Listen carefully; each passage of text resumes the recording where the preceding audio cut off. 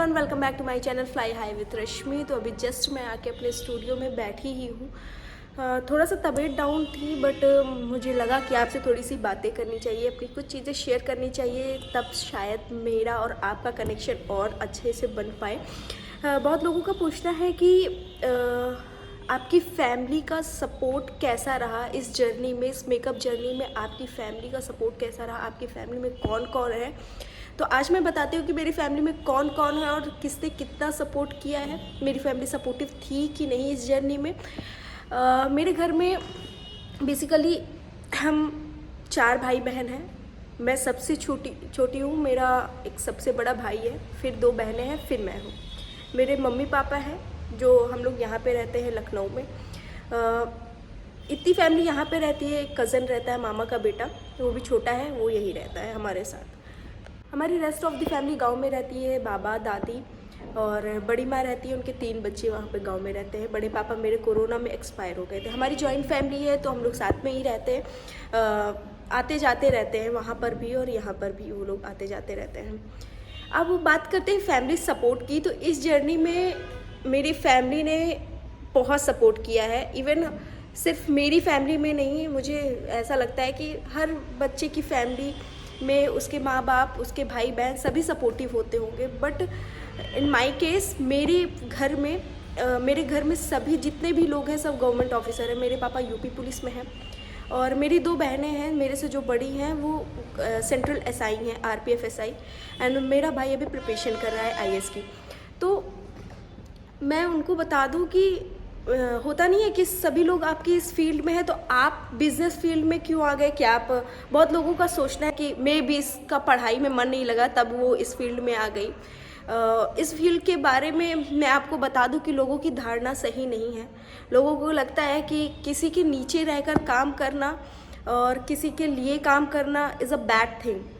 But मेरा मानना ये है कि आप अगर छोटे से जब तक नहीं उठोगे आप बड़ा काम कर ही नहीं पाओगे। ठीक है, तो मेरा ये था कि सब लोग एक गवर्नमेंट ऑफिसर है, तो मेरा मानना ये है कि मैं कुछ अलग करूं। इस वजह से मैं इस फील्ड में आई। बहुत पहले से डिसाइडेड नहीं था, अचानक से ऐसा हुआ। पहले भी हमारे घर में इतना इस चीज़ को लेकर अवेयरनेस नहीं थी। उन्होंने इस चीज़ का सपोर्ट, मतलब घर वाले आप समझ सकते हैं कि इतना सपोर्टिव नहीं थे, कि उनको नॉलेज नहीं थी मे बी इनके बारे में। बट उन्हें जब पता चला कि मेरी इसमें रुचि है तो उन्होंने फुल्ली सपोर्ट किया। फाइनेंशियली हो सके और या फिर मेंटली हो सके, हर तरीके से उन्होंने मुझे सपोर्ट किया। सबसे बड़ी सपोर्ट मैं अपनी बड़ी बहन को बताऊंगी।